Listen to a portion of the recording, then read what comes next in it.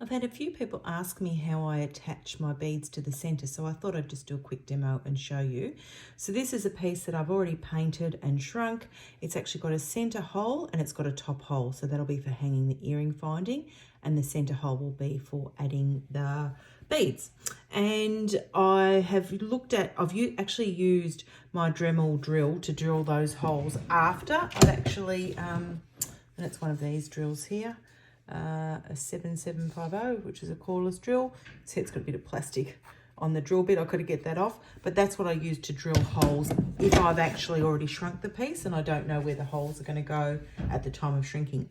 Okay, so what I do is I start with my needle and thread. So I've actually got a size 10 here needle here with, I don't know, way too much thread on it, but probably about 1 meter of file line. You actually don't need very much thread on a piece like this. And I've actually got a size 11 bead here on my needle, and I'm going to come back through that hole. And what that does is does a really nice little anchor bead at the back of my beadwork.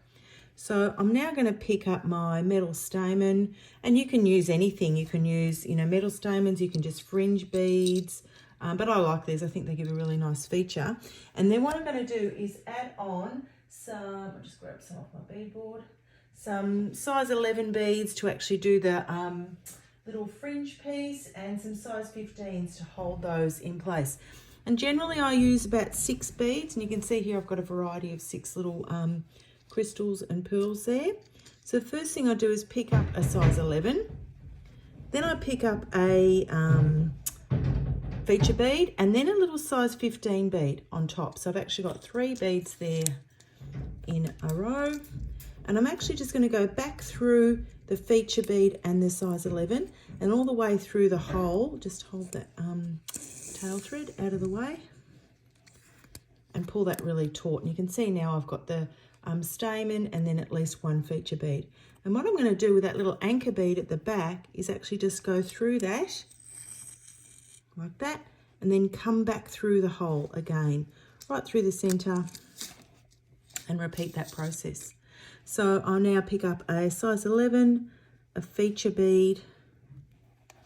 Excuse that banging if you can hear it. It's my husband outside painting. That one, the hole doesn't, oh, there it goes through. And then the size 15 again. Pull those all the way to the end of the beadwork. Skip over the 15 and go back through the size 11. Sorry, the feature bead, the size 11, and back through to the back again. So now you can see I've got 2 beads. You can generally fit, as I said, 5 or 6 beads on something like this. It's as many times as you can sort of get through that hole.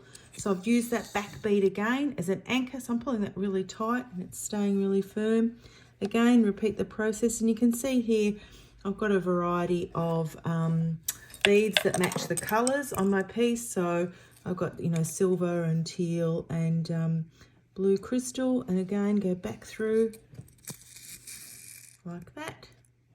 So I've now got 3 beads in place, and there you can see the anchor bead.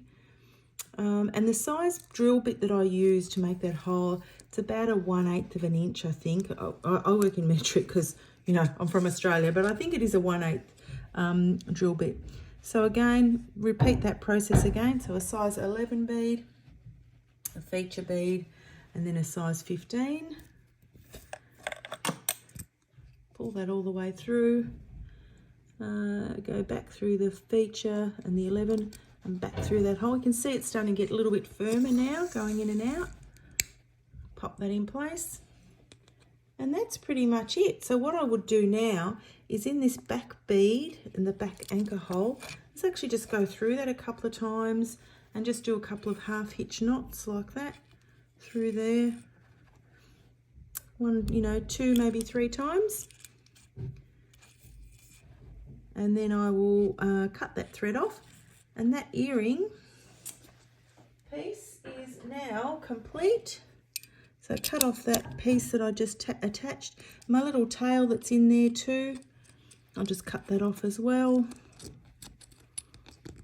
Probably need to get some sharper scissors, but that's done. You can see now I've now got my little feature attached to the top of the shrink with that little bead at the back.